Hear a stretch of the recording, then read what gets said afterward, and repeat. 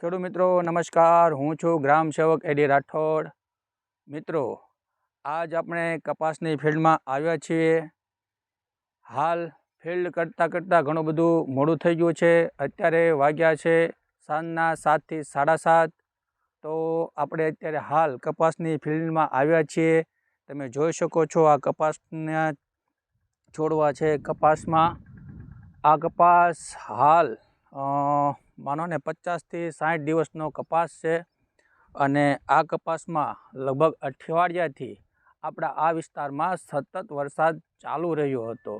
આ વરસાદના ચાલુ રહેવાના કારણે આ કપાસમાં થ્રિપ્સનો અટેક જોવા મળી રહ્યો છે। તો મિત્રો તમે જોઈ શકો છો કે જો આ પાંદડા નીચે તમને થ્રિપ્સનો અટેક જોવા મળી રહ્યો છે।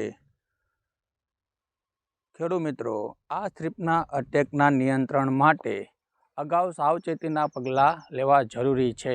જો આ થ્રિપ્સના અટેકના સાવચેતીના પગલાં નહીં લેવામાં આવે તો કપાસના પાકમાં મોટું એવું નુકસાન થઈ શકે છે। તો મિત્રો, આ નુકસાનથી બચવા માટે તમારે આ થ્રિપ્સના નિયંત્રણના પગલાં લેવા જોઈએ।